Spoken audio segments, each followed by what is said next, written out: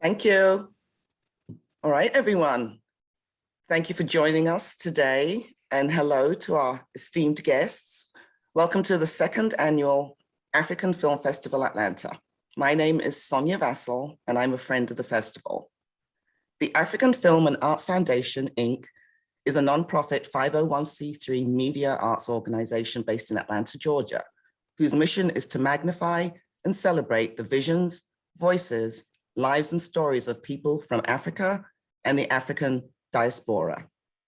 We execute our mission currently producing two main events: Cinema for the Culture, a monthly film screening and in-conversation session with filmmakers, and the African Film Festival Atlanta, a 3-day festival showcasing films from around the world.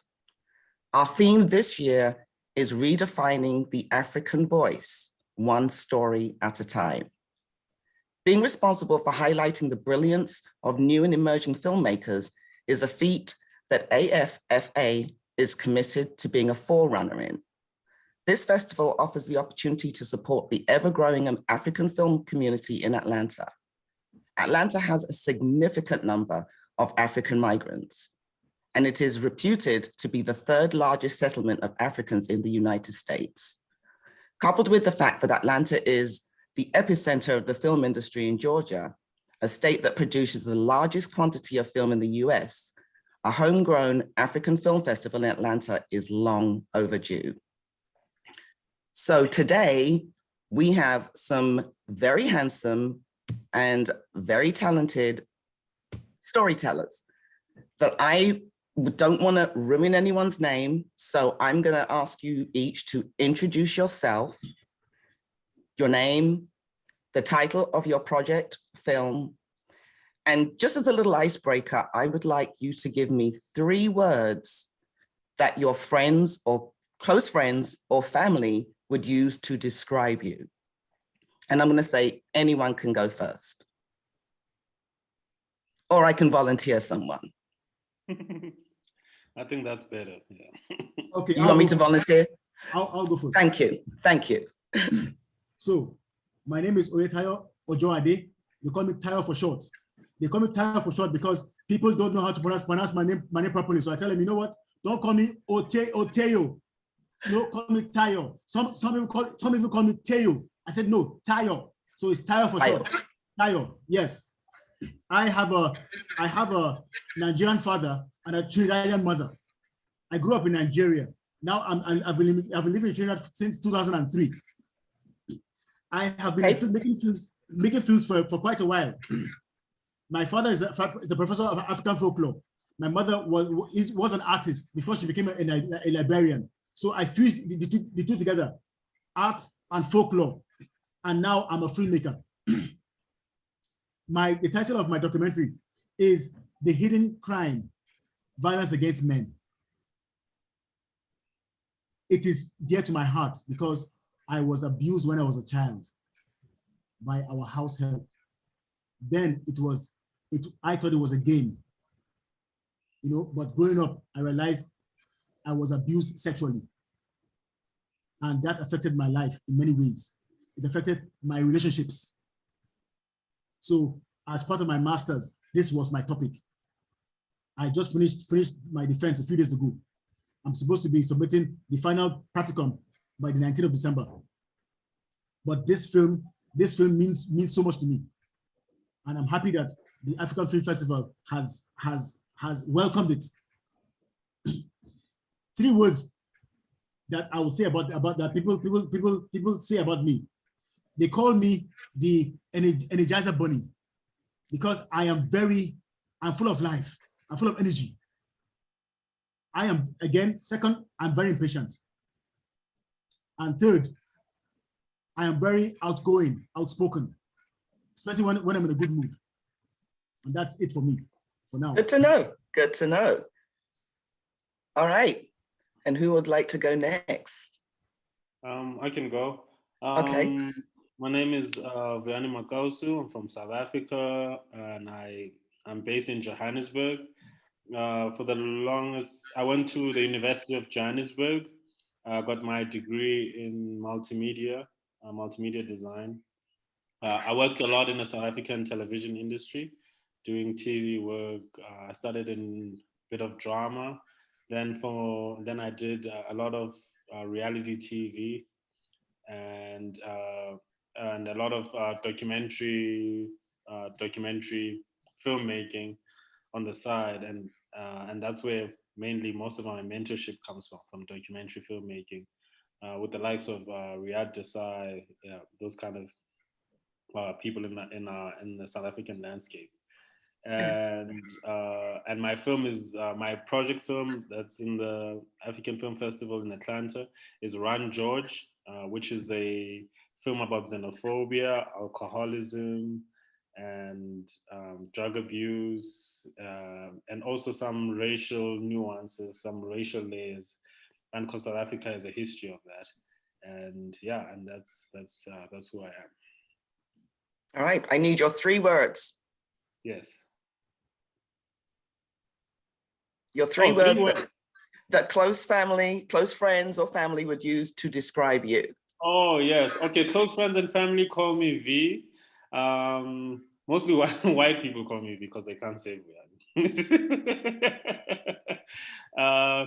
Yes, most people describe me early on, people would describe me as an introvert, as someone who's quiet, but as I've gotten to know myself and become very confident even in the work that I do, even my family says, you used to be an introvert, but you're not anymore. Like, you talk too much. Now you just talk too much. We want you to shut up. First we wanted you to speak, but now we want you to shut up. Yeah. Yeah, and that's me. Okay, thank you. And last but not least. Okay, hi everybody. My name is João Ribeiro. I'm from Mozambique. I am a filmmaker, a producer and director. I'm working on a business, on the industry. I mean, if we can call it in Mozambique as a business or industry, I'm working from the 80s, 87.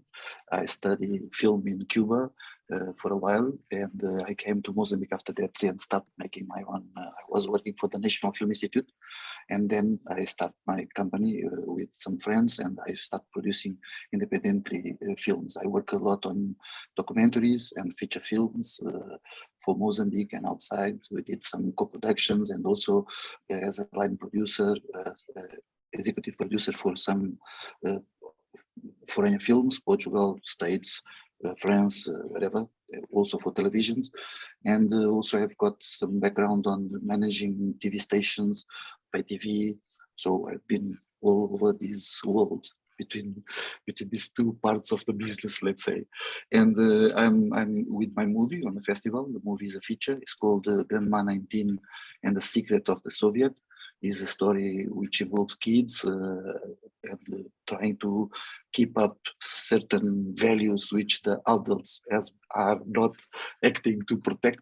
So the movie is about that, the role of the infancy, the childhood on the new after war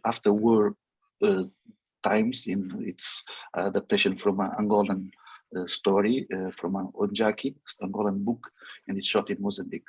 And 3 words as following the script. The 3 words are, I'm calling my family, my friends, they call me Bebas. Bebas, it's a nickname for kid. When I was a kid, I was the youngest on the family, so everybody called me Bebas.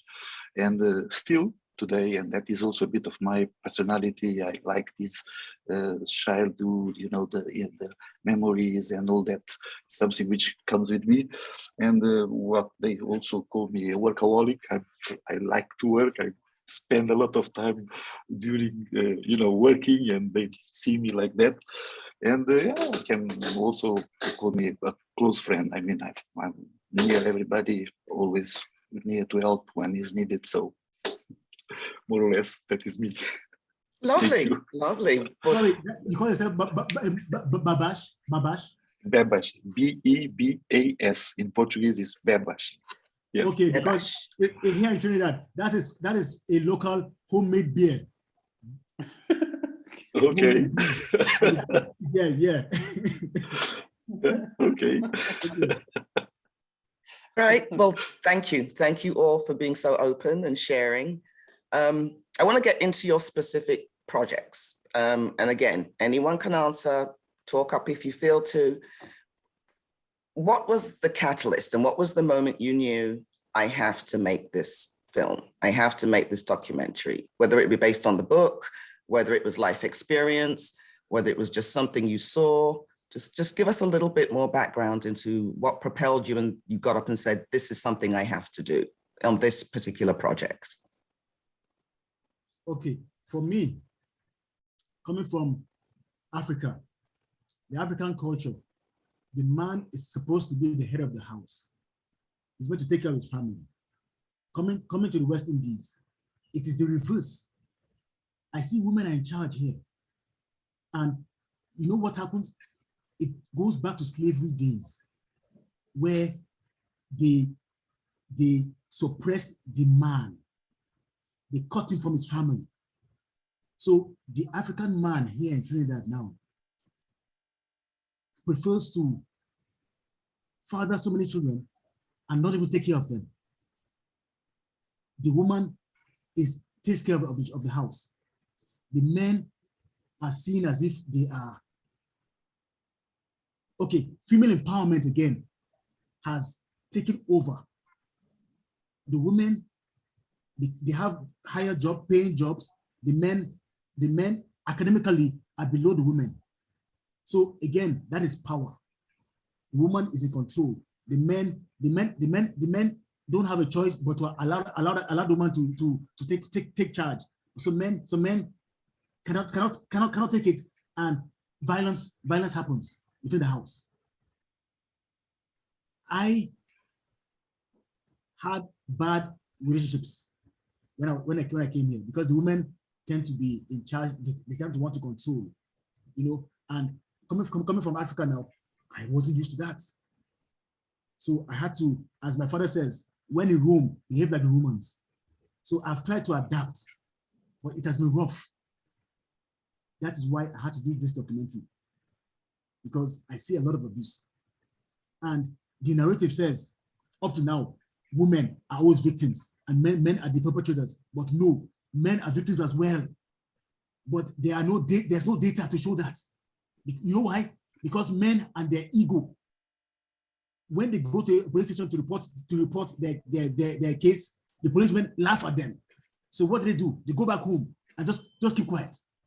And they keep on getting beaten up, and sometimes they end up being killed. But nobody records that. No, I think there was a moment in the documentary where a lady was saying that there would be one slap today, and that you get away with that, no consequences. Then tomorrow it'll be a punch in the mouth. Yes. And because, so on and so forth, and that's how it builds. You see, back in the days, and even up to now, the lawmakers are men, are mostly men. Men made all these laws in this world. Now, men, a lot of red tape and bureaucracy is preventing the men from changing the laws to benefit them. Because the main one of the laws that has to be changed is paternity leave. When your wife gives birth, the man hardly has any leave. The woman gets all the leave. When you go to divorce, the woman gets everything. The man gets almost nothing. So there are no laws to benefit women. And it's so sad. You know, so the time is now to rise up. Women should talk. Women should come together as a group and start to love each other, because men don't love men. Men want to fight. Thank you. You know? No, it's an important documentary. Thank you. Mm-hmm. So who would like to go next? Your catalyst, what made you get up and say this, I have to do this? Okay, I'll go. So Ron George is based on a real person we know, like a friend of ours. So I spent a lot of time in South African Johannesburg with Johannesburg underground comedians. And one of the comedians I met was George, and he's from Zimbabwe. So a lot of the story is roughly based on his life. And as you can see, Ron George is highly exaggerated. But there's there's elements of George's life that that are in the film. And even when we were developing the concept, I'm sure you'll see in the film, his girlfriend is pregnant. George's girlfriend was actually pregnant at the time. And the first time I shot it with such little money. So I shot a trailer first to use to get a little bit of more money to shoot the rest of the film. And the trailer I shot with the real George playing himself. But the real George is like the George in the movie. He's problematic. So I couldn't shoot the bigger film with the real George because he is like that. His life is, it's all over the place, you know? But yes, he's a lovely, we love George. And so the reason why I had to make this, I have, even my mother used to say this, I have this tendency in South Africa to befriend foreigners. A lot of my best friends are foreigners. So xenophobia, when it happens in my country, which I'm sure you guys have seen on the news, when it happens, it affected me quite a lot, you know? It affected me quite a lot. And when the two guys who wrote the film came to me and they were like, we have this script and it's about this. And I could relate. I was like, you know what? I want to make this movie so badly because my best friends are not South Africans. And whenever the attacks happened in South Africa, especially in Johannesburg, we'd sit and worry, we'd try to call them and try to find out, are they okay? Where are they? And also there was this strange thing of also trying to teach them slight dialects, South African dialects, because whenever they were caught in the streets by the xenophobic attackers, how they would gauge if you're South African or not, they would ask you strange South African terms. So you'd have to say Zulu terms, you know? So they would greet you in Zulu, but if you don't greet back and you are black and you're speaking English back to them, they're like, he must be a foreigner, you know? Things like that. Yeah, so this film was very close to my heart because a lot of my best friends, my ultimate best friend is from the DRC, you know? Another one is from Botswana, but now lives in Toronto. And those guys, whenever they were out there and these things would happen, I would get extremely worried, even because they were like family. Even my mother would get worried about them because they're like her sons, you know? So that's what prompted me to have this urge and this need to tell the story. And also to show that we are the same. They're like us. George is like us. George is like every one of us. And most of the time, George, whenever these weird things happen to, whenever people call him names, he's always shocked and surprised. You can see it in his face. He's like, okay. He's not really offended. It's just, he's shocked. Why is this happening? Yeah, he's always like, he has a mission, but all these extra things happen because of the environment he finds himself in, you know? And that's what I was trying to tell. And also to teach South Africans that we are all George at the end of the day. We are all Africans. We are all the same. It's one big continent that we're not even separated by an ocean or anything. We are all just the same. The borders came by, colonizers brought borders. Before that, we could just walk to each other's lands because the entire continent is ours, really. We are all the same. We are brothers and sisters, you know, yeah. And that's what prompted me to make this film. Nice. Great. Okay, my turn. Yes, it's your turn. Yes. Generally speaking, my process is a bit on reverse. I'm not, I like to tell stories. That is my first, the starting point, any story. And even when I talk or with people, I like to tell stories, you know, and tell the story about the story. So I like these levels of things. So, and when I read or when I see something, it comes to me, oh, this could be a film. I've got also this look on like a very, I'm coming from production, always I did production, and I have this eye that says, this is too much, I can't do this, or it will be very complicated to do this movie, it's a lot of effects or a lot of people or it's this and that, and I cut myself, you know, in pieces and says, no, this I will not telling. But and suddenly comes a story I read again, and I say, wow, I can do this. And that's the point. So I'm not working on a lot of scripts at the same time or looking for different stories. I made I did 3 shorts, 2 fiction, 2 features, and it took me my life. You know, it's quite heavy to do it. I take 10 years to make a feature, 10 years to make the second almost. And but it's that my objective. I want to do this story, and I will go. But the story comes to me in that way. You know, I'm not very into, maybe because I come from a anti-scholastic process of training, because my school wasn't classical, you know, study the theory of arts and all that thing. It was more, let's go and do it. So the things comes to me and says, this is what I want. Even on these books, all my movies are being adapted from or small stories or a book, a bigger book.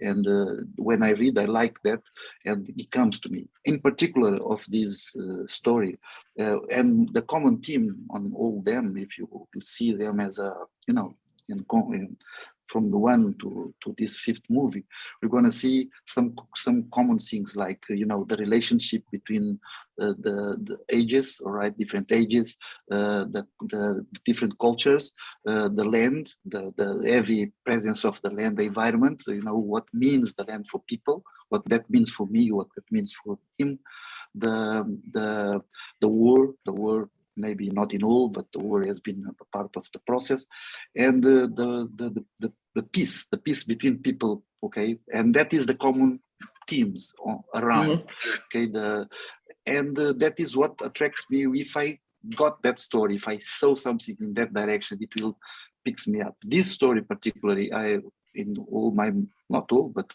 the majority of them, I also have kids involved. In some of them, they are even the main character, like in this one. So this particular movie, this particular story has all that together, you see, and it's quite important because talking about specifically the story in Mozambique today, you can't find easily the past. If you look for a flag, if you look for pictures, if you look for statements, if you look for somebody to tell you a bit about the before independence, war, liberation war, and post-independence, and you can't find. It's not easy. It's like somebody's hiding the past. You know, they don't. Yeah, and I feel the need of bring these themes into present, because the people doesn't know how it was after the independence, what we have passed through, how we achieved today, and that is the importance of this particular story, because it allows me to navigate into the 80s and bring that environment, that world about you know, the influence of the other countries in our culture. In that moment, it was the communists, the Russians, the Cubans, and all that influence is in this story. And you know, the language, the colors, the way, and that is what I want to tell. Try to bring. My previous film also was about the post-war, because nobody remembers what we passed in that moment and where we are now.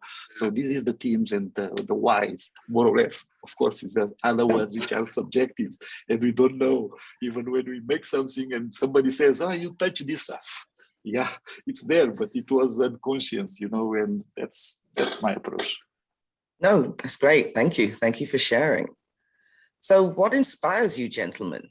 And it can be not just the job you're doing and not just the storytelling. What inspires you? Because you're all storytellers, but you're also activists because you're trying to put the word out. So what inspires you daily to keep going? Okay, back to me. Yeah, we can keep this order because it seems to work. Okay, first of all, I admire Vuyani when I heard he say he got money. I didn't get any money to do my project. It came out of pocket. And besides that, out of the want to do it, I sent out a lot of proposals. Nobody replied at all. But because I'm a filmmaker and I love what I do, I just said, you know what? F that. I will still go ahead and do it, no matter when it comes or it doesn't come. That's me. And my wife knows me so well now that she doesn't, once the camera is in my hand, and I'm going out. She says, you know what? You go out, I'll stay home. Because whenever we're together with my camera becomes my best friend, and she's abandoned. So she just tired, you know what? I'll stay home. You go and enjoy yourself. So that's me. I like to tell stories, and I do thought-provoking documentaries. Back in film school, I realized I am a stickler for time. And here in the Caribbean, if you know anything about Trinidad has its own time. They don't keep the time at all.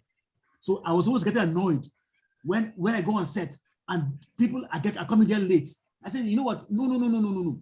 I will end up doing things for myself. And that's why I ended up doing documentaries, because documentaries, you don't need a lot of people. It could be me and somebody else, or just me alone.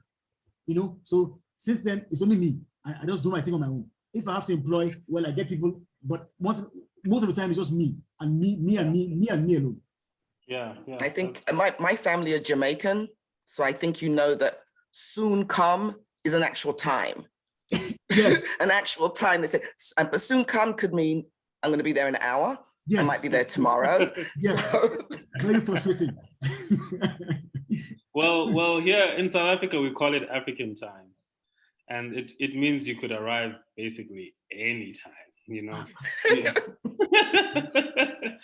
And nobody's on time here, especially the Black folk, the Africans here. They're always never on time. Yeah. It's one of those things. Yeah. So what inspires you? What inspires me? Books, novels, a lot of literature. Before I became a filmmaker, I wanted to study literature, but I couldn't get into the university for literature, so I settled for filmmaking. But luckily, what I studied, multimedia, they taught us a lot of stuff. They taught us painting, comic books. So I'm into a lot of mediums that are storytelling based. So I had the luck to be able to learn how to tell stories in different mediums, you know.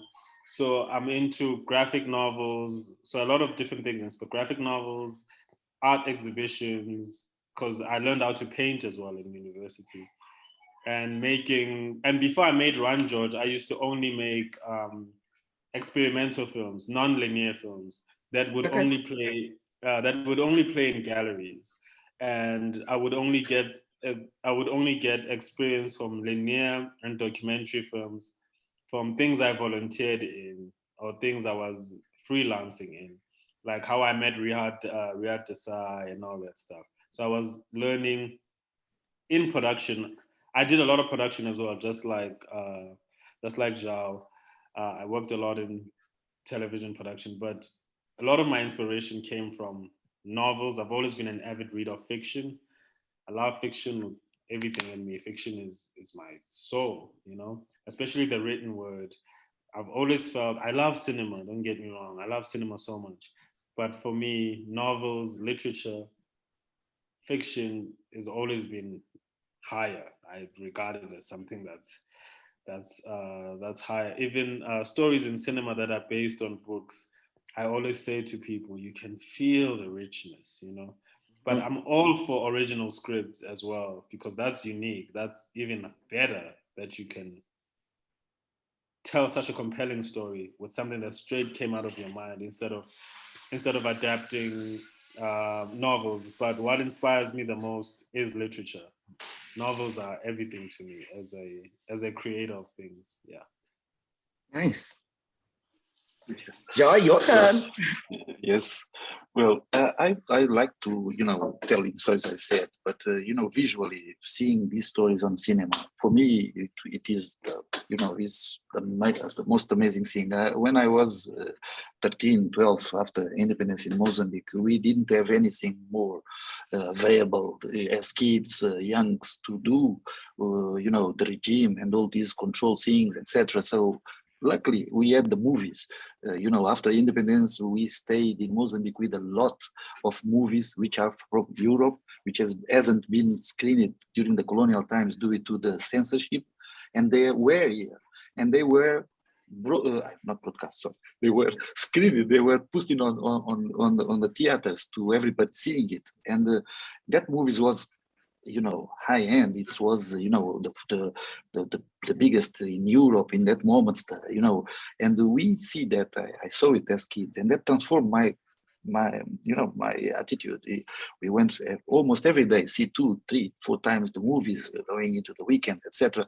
And that creates this appetite for seeing that on cinema, and that is what drove me. I start doing pictures, black and white, developing and telling stories with pictures, and later on video, and later for cinema. So I like that, and I like to see these movies, which we do on cinemas. Unfortunately, today is quite more difficult than before.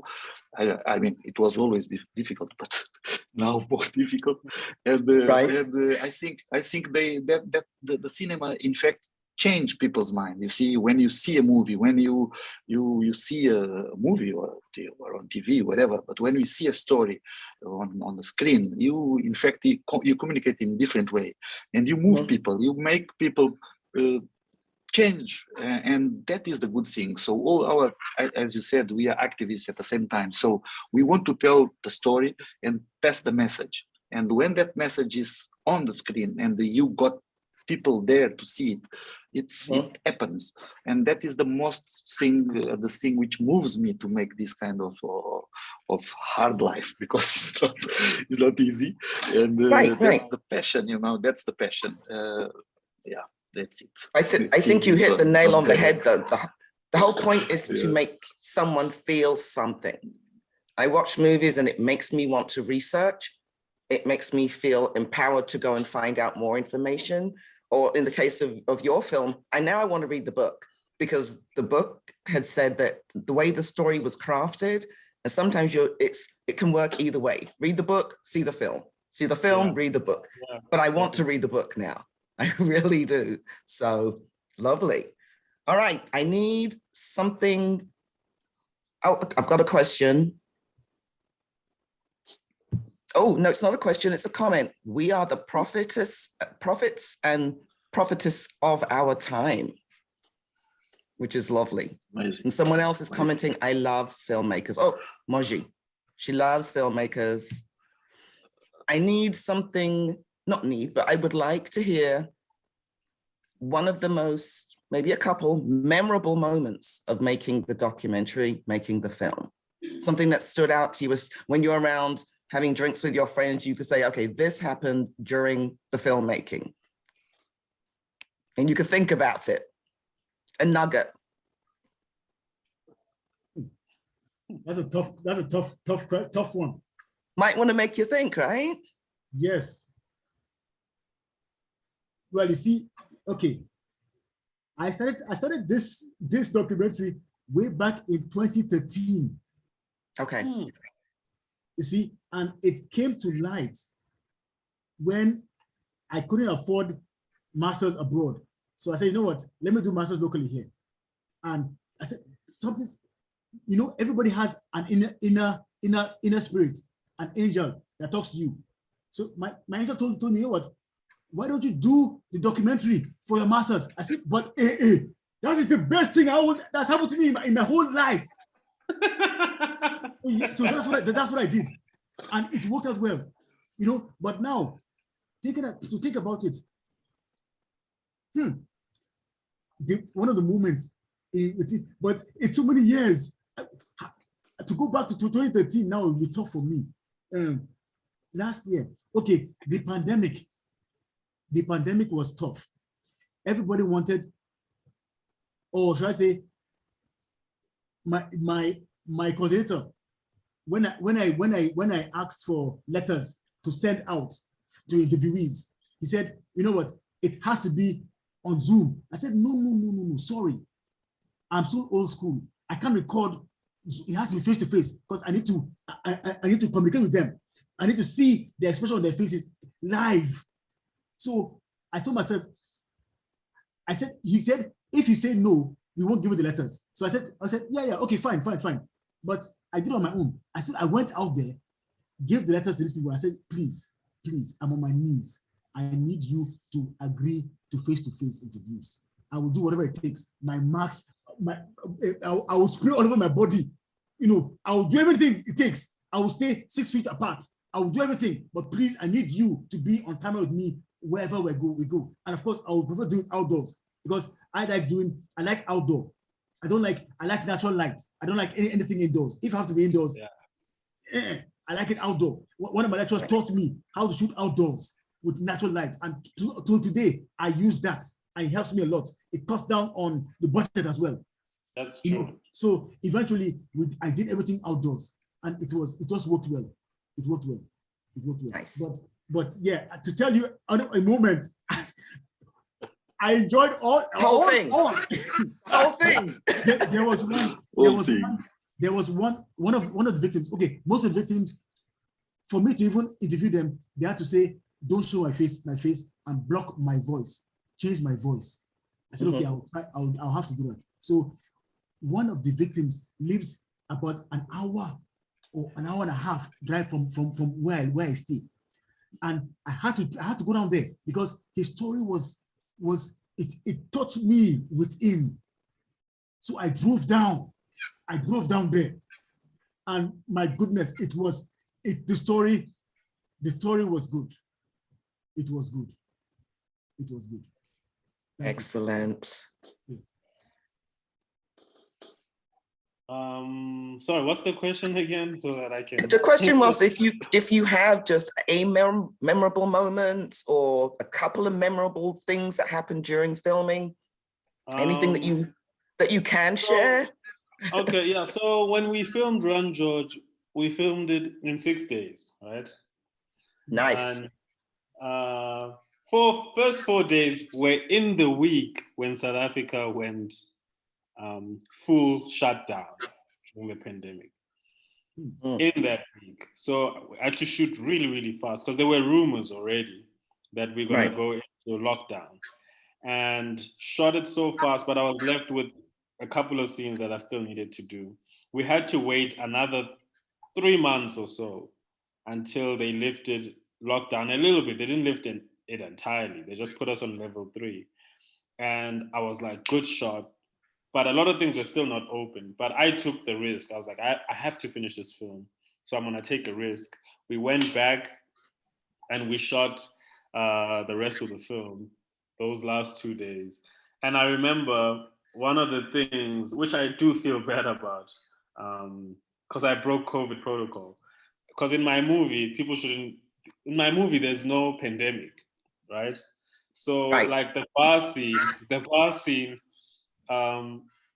people had masks on, and I needed them to fill up the bar, but they must wear masks because we're in a pandemic. But in my story, there's no pandemic. It's just normal Johannesburg. So I had to ask everyone and plead with them. And I was like, guys, unfortunately, if you want to be in this movie, you're gonna have to take your mask off. And that was the push and pull I had to have as a responsibility as a filmmaker, and also getting my vision across. I had to break some moral code, which I'm not proud of. I had to break, there was like an ethical pull that I had to do.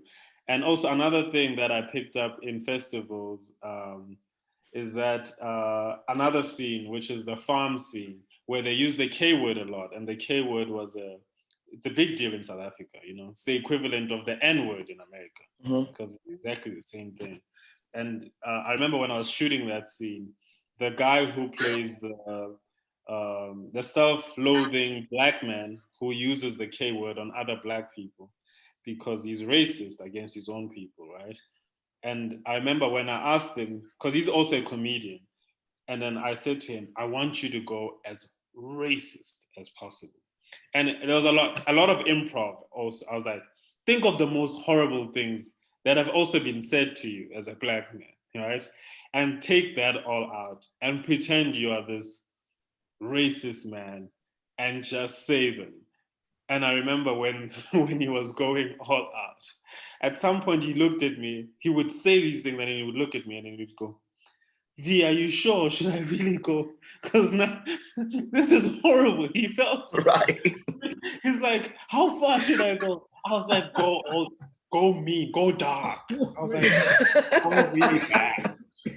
And at some point, and my DOP, my camera department, they were white guys, right? They felt so uncomfortable as well. I could see, I was like, these guys are very uncomfortable. I was like, but go all the way. And as he went, he just kept going. At some point, we're all just laughing, right? He's saying such horrible things, but we were all laughing on set. We're just like, oh my gosh, that's so horrible, but it's funny. And and that's what made the film work. And I tell them even at film festival, because they have a problem with that. And I'm like, look, the way apartheid was structured in South Africa, the architect of apartheid was Hendrik Verwoerd, who was our prime minister, right? And a lot of people don't know this, but he was a psychiatrist by profession. And they structured this hate, even hate on ourselves, to last us for many, many years. Even when apartheid is done, this self-loathing was engineered for us to hate ourselves for many, many, many more years. And we don't talk about that we still have Black people who hate other Black people for being Black, because they have an aspiration to be white, because we still believe being white is such a beautiful and nice thing. We want to be like white people. We want to live the kind of lives white people live. We want to occupy that seat as white people. So when you look behind you and you see all these Black people, they remind you of where you come from, and this dirtiness and this suffering. And instead of like addressing that, we shun it, and we don't want to deal with it. You just like, get away from me. Or even you see like Black people who become rich and move even to first world countries, they're embarrassed of their African relatives as well. So this mindset of self-loathingness was engineered by the architects of colonialism and apartheid and racism. And we must unpack that and address it. So that's what that scene was for. Yeah. So that's the scene that's very important for me. Powerful. Funny, but it was important. Yeah. Sorry, could I say something before we go to Ribeiro? Yeah. I feel you. And you know, that's why Black people now, most of them like to put on, of course, do up their hair. Yeah, straightening hair, skin lightening, all those things. They small little nuance of that engineering. But Vuyani, the whites want to be like Blacks. The whites are now putting on fake bottom, putting on fake lip. They want to they want to tan. So the Black man's skin is still very important, and it is revered by the whites. They want to be Black as well. But you know what they say about that, about white people, the reverse of that. They say white people love our culture. Even rap, even like things like rap and jazz, they love our culture and what the things we invent, but not us. They don't want us. Yes, they'll take our cultures and the music we make and the stories we tell, and they'll try to tell them as well, but not us. Us, they still want us in the fields, picking cotton, whatever. But something else, the white ladies like the Black men, you know that, quote unquote. Oh yeah, the jungle people. That's a completely other panel. Yes. Completely other panel, but good observation. Yeah. All right. Your memorable moment, João. Well, the difficulty here is finding the right one, because it's so many, on all this time. But in different fields, on a documentary, for example, for me, it's quite good to be involved on the process. You see, when we start researching in documentary, I've been more as a producer, right, than a director, only on few. But as a producer, I've been in quite good number of them. So the involvement, the research, knowing the character, knowing his surroundings, how to say this, what is happening around him, and how this goes, if it's possible, if it is alive, and if the story is about something which we can now, pursue. And that process, it's quite good and memorable. We have a lot of stories because here when we do documentaries, we did like docudramas one. So we go into it and we stay with the community, or we stay with the character, or on the location, on the situation for days, and we go back to shoot. So we understand all this process and the way how we relate with people in that certain and that specifics. It's quite amazing. All the stories about the war, about the water, about how people survive and how people has escaped certain situations. That bring me a lot of memories. And that is amazing. And on fiction, on features. Well, I like the way how. I'll build up the group of the cast, how to bring this group of different artists, different actors together and make them work as a group. That is something I like to tailor, who I have to choose to this role. If it's not, mainly I'm working with actors which are non-professional, so you need to to tailor how these things are going to work, and I like this process and see the result in the end.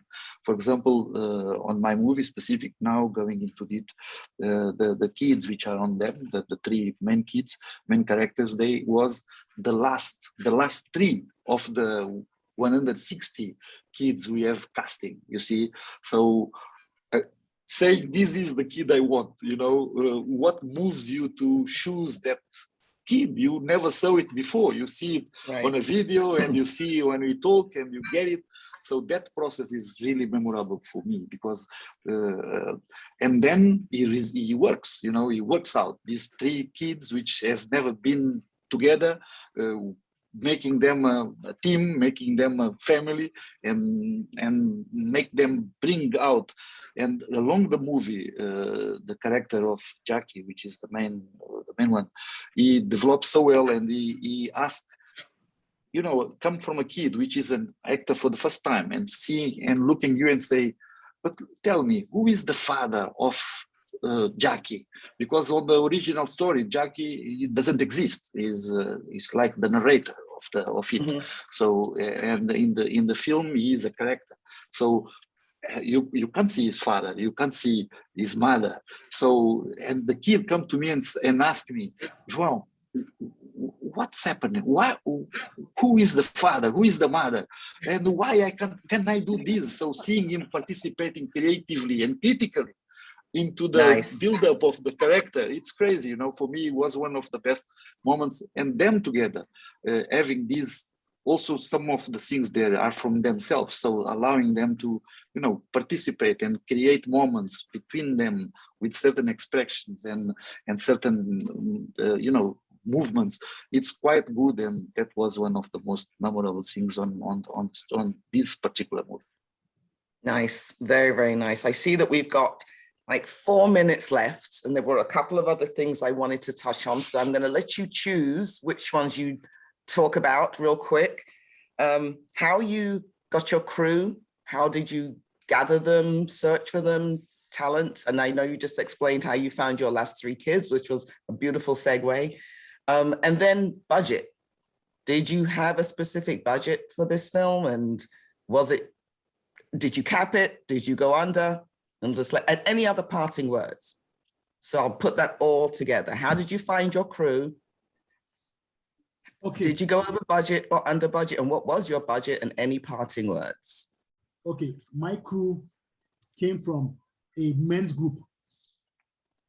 Well, my crew, they were my victims. Came from a men's group. I became part of a men's group, and through a good friend of mine, and I asked him to ask them. He said, but ask them yourself. So I asked them, and no, I thought they would tell me no, but they agreed. they agreed only if I don't show their faces and I block their voices. And I went all out, and it was very good. But as I said earlier on, no budget. It came out of pocket. The budget, I made a budget. I sent it out. No money came forth, and I felt bad. But this story was very important to me because it hasn't been told yet. Right. Especially here in the Caribbean. So I wanted to be the first one to bring it out there, to make a film on men and their issues when it comes to violence, abuse by women on men. And I thank God. I mean, I'm trying, of course, the next step now is to create a course outline, attach it to the documentary, and sell it to universities, sell it to ministries who now will use it now as a training tool to help victims get back to life. So that is very good. That's the next step. Very good. Yes. So the local university here has asked me to send in a proposal, and a ministry as well has asked me to send in a proposal. So I'm very busy right now trying to finish up the masters, but I will try that before early next year and see how it goes from there. Okay. Yes. V?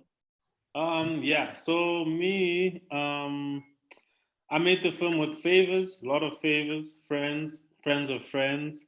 But unfortunately, friends of friends want to be paid. Oh my goodness. Because they're not my friends, right? So yeah, so I work for a distribution company that licenses content, African content mainly. But it just started, so it's still very young. So I pitched Run Josh to them, and they were only able to give me only 75,000 rand. And I had to use that to shoot Run Josh. But I went overboard. I went crazy overboard, like insane, like more than, actually double, more than double, right? Uh-oh. Yeah, I went over because it was a little ambitious. It's almost an hour film. And so when I went overboard, I was in debt. And the friends of friends were on my case. So I had to pay, they were like hounding me constantly. And that was very, very difficult. Luckily, the actors, majority of the actors were my friends. They were like, and because I told you, I spent a lot of time before shooting the film going into underground comedy clubs, attending comedy scenes. I even did a little bit of stand-up myself, just so to understand how the comedian's mind works, Right. So I can put myself in their shoes and just understand them. So even when I ask them to do certain things on while we're doing the film, I can empathize a little bit better. And yeah, and that was very difficult. And then I applied for funding. I never thought I was going to get it. But eventually, when I did get funding, I got half of the funding I applied for. And I was able to pay majority of the biggest costs, Even as the funding came in, it went out. It came in, going out. It was like, and it was gone. And I had to, and I was just happy that the biggest costs were paid, and I no longer incurred most of the debt on myself. But the people that I feel really bad about, that I would still like them to get a little bit of something, is the actors, because they did a phenomenal job. I still want the actors to get paid somehow. So if the film can be bought, whatever, I would really like all those provisions to go to the actors, because they were great. They were really amazing. Okay. They showed up. Their performances were great. They contributed to the film because we were doing a lot of improv as well. So some of their own words are in the film that are not even on paper, that are not even on the script. And just parting words, I would just like to say, filmmaking is hard. It's hard. But once you've started, you just gotta keep pushing on. And I wanted to say to Teo, I appreciate your film a lot, because as a man, I've been domestically abused, man. I've been in that as well. And you're right when you say we get laughed at when we talk about it.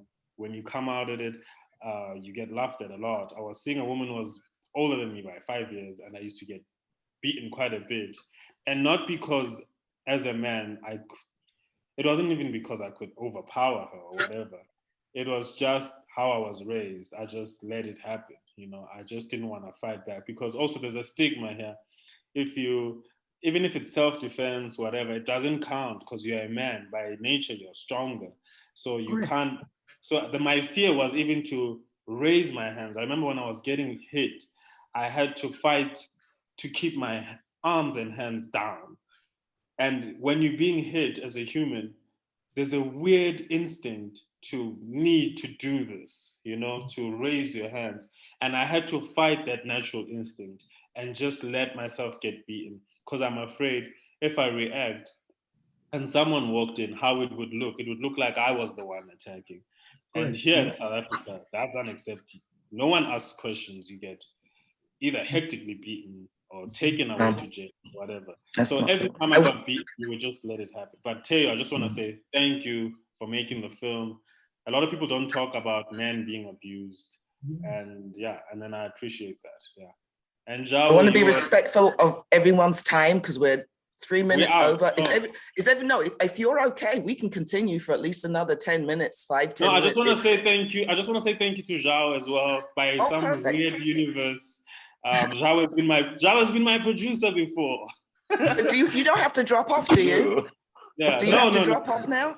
No, I don't. No. Are we all good to stay on for another 5 minutes? Yes, man. Oh, good, perfect. Let's continue. Yeah, and parting was, I just want to say thank you to João. You've been my producer. In some weird way, we've been connected before in storytelling. And I'm glad you remembered. That was beautiful. And when you mentioned it was like such a magical moment for me. And I would have never thought that would, you know, you make things in the past and you don't know how they would come and merge together again in the future. Yeah. So this panel has been truly magical and I'm glad I met you. And Sonia, thank you for your guidance in conversation and your knowledge in African storytelling and your questions. And they're so rich and they just allow us to just pour out like a lot easier than Thank you. Thank you for being so open. This is amazing. That's why I said let's continue for another couple minutes until we wrap up naturally. Let's make it just as organic, because I actually have a question in chat, but I want to give João an opportunity to answer the last question. Okay.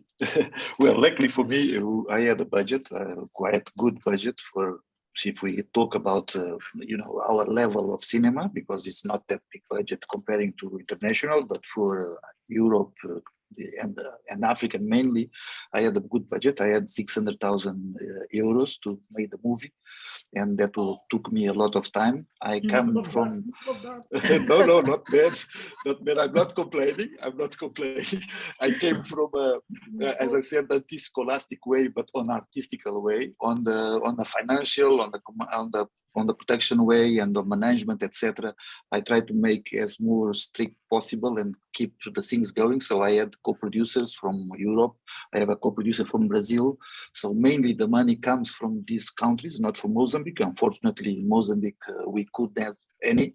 So I am the author. I am the director. I even take care of. I was managing the production locally, but in total, I am the minor part of the film, you see, because I don't bring money apart the work and artistical creation, which is quite important. But when you do things like that, when it says how much money you bring, it's almost nothing.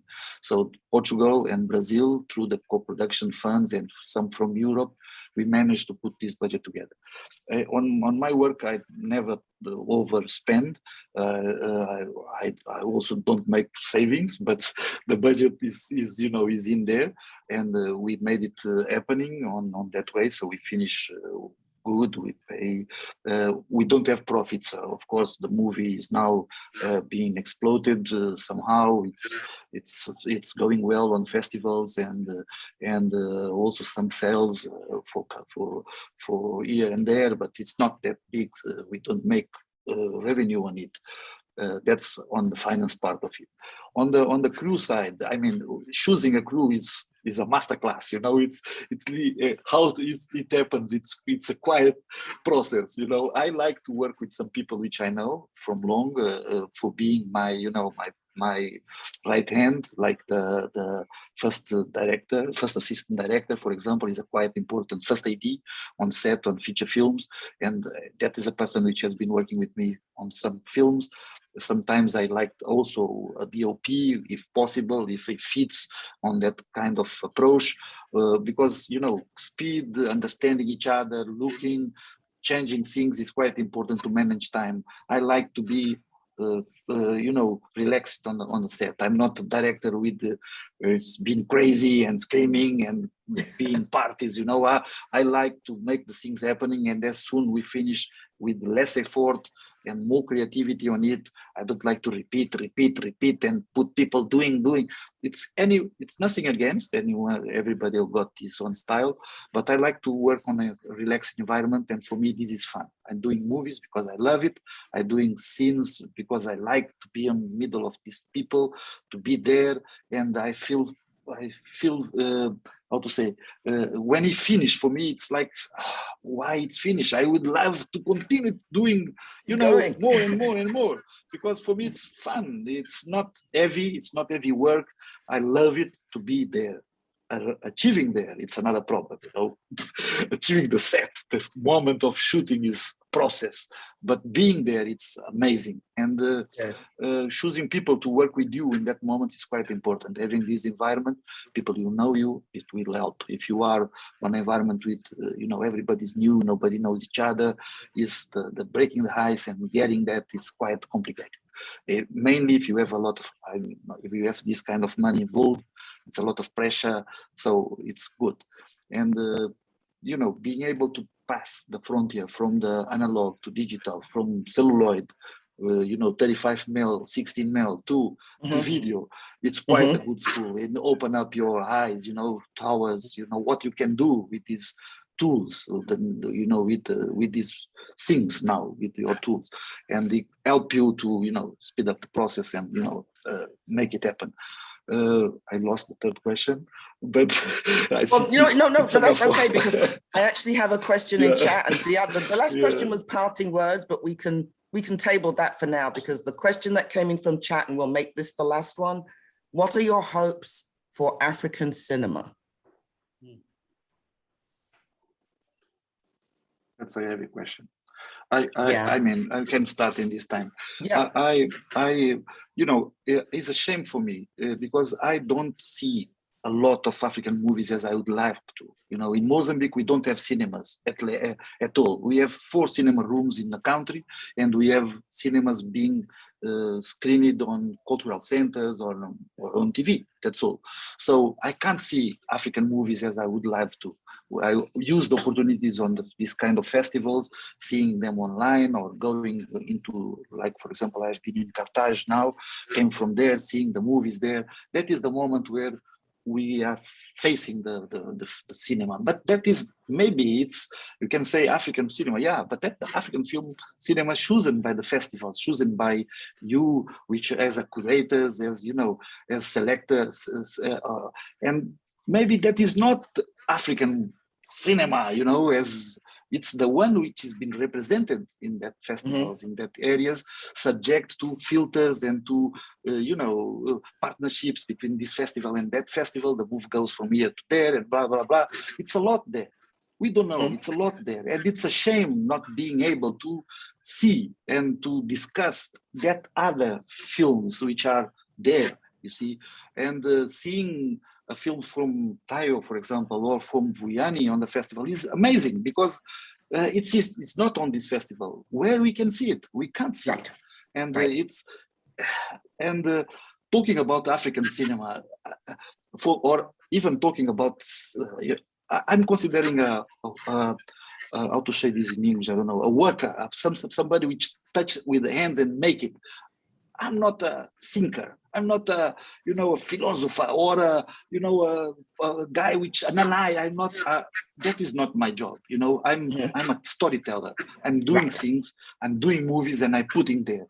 It's you and others which should okay, I can say, I like this movie, I don't like, I see these movements, I see this going, the storytelling is improving, the technical, etc. But I don't have the necessary knowledge to see and to make these analysis, because I'm not studying the team, I'm studying as a maker, somebody who does it on a daily basis, but not as a person who has this overview of what is going on. So making assumptions, I don't think I can't. But I was quite surprised with the quality of the movies I saw recently on the festivals I participate. I saw things growing up a lot, open up for the world. Seeing our movies on European festivals like Cannes and other ones, where it's opening or it's closing or it's winning prizes, it's quite powerful for us, and it's inspiring, because we are driven by that. We want to maybe it's not the thing, but it's moving people, moving us to be there, and I see it on a very positive process, slowly, with a lot of issues, even this distribution, the process of distribution films in Africa, the access to the films, the access to internet. In my country, it's very expensive to have internet. It's amazing how expensive it is, and the quality of it is poor. So fighting against these make us be behind. We can't follow, we can't be on the same level as we should be comparing to other cinemas around the world. Let me add to that. Sonia, your question is very vague. What going back to Vuyani, and if we as Africans can unite and love one another, we will see more of our films going out and going places. But there's no love. Right now, you hear about Nollywood films. Nollywood films, I'm now seeing them on Netflix. I'm seeing the good ones and not so good ones on Netflix. Mm-hmm. How can I get mine on Netflix? It is a whole ball game to get it on Netflix. Mm-hmm. You see, but again, if we unite as a people, we will get there. But we're not uniting yet. We're not united. We want to fight. Yeah. See, Africa as a whole continent, it is a gold mine for the whole world. They want what is ours. They take our raw materials and sell it back to us. Come on, why can't we learn to do our own thing for ourselves?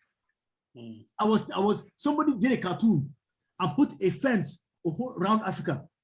If you put a fence around Africa, people out there will cry, because Africa has everything that everybody else wants. So when we unite, Sonia, we will get there. Okay. I'm sorry that I'm going on mute because my cat is making an awful lot of noise, but it's good, man. It's good. It's all natural sound, ambience. It's very good. It's very good. He gets a ball or something and he thinks he's a lion, and he walks around and makes this howling sound to let everyone know that he has something. He's in charge. He's in charge. He's the man of the house. He's in charge. He's in charge, man. I love that. Okay, what I'd like to change in African cinema is the gatekeeping culture. As Tayo said, how do we get our small films to Netflix and stuff like that? So even here in South Africa, we have that problem, There's this culture of gatekeeping. When we as Africans, when we get to a certain point where we have access to like your HBOs and your Netflix, we gatekeep, we close those gates. So that, because we are scared, because as Africans, we haven't had much.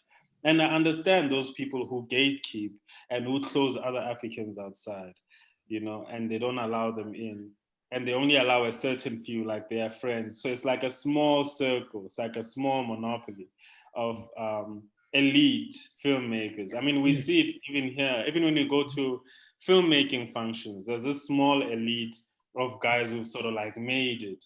and you can't sit with them, you can't talk to them, you can't ask them questions. Yes. There's this even Hollywood culture. I think maybe that's where we get. So the thing I would like to change the most is to teach. The one thing we don't teach, we teach Africans how to make films, but we don't teach them the administrative part of filmmaking, which is how to get funding, how to put together documents. That part is just as important as making the film, you know. And I was told, if you master that part, a lot of your problems, like a lot of them, they sort of like go away, because you know how to put your paperwork together, you know, how to get proper producing, how to read contracts. We don't know how to read contracts. We sign bad deals, you know. So yeah, so that's very important. That's what I would change. We now at a stage, we know how to tell our stories. I mean, look at Teo. Teo made his film by himself, you know. So now we there now. Now the technical aspect of it, we are somewhere. We've gotten somewhere. Now it's time to learn how to read our papers, because that's how we get enslaved. The contract will enslave, you know, and that's what we're trying to run away from. Yeah, we're trying to still free ourselves and become free creators, and not be chained by paperwork or our inability to read documents. Yeah, so that's what I would change. Yeah. I love it. I love it. Gentlemen, this has been lovely. Even though we went over, thank you. I appreciate you for staying a little bit longer. Your films are wonderful. I enjoyed each and every one of them. I have now research to do from each film. I was Googling while I'm watching, and I'm like, okay, let me Google that later. But to me, that's what filmmaking is about. If it doesn't move me to do something, then it was a waste of time. But not a waste of the filmmaker's time, but a waste of my time, because I didn't learn anything. So thank you, thank you, thank you. Enjoy the rest of your day, enjoy the rest of the festival. Thank you for the questions that came in on chat, and everyone be blessed. Thank you guys. Thank you. Bye. Bye. Thank you. Bye. Bye.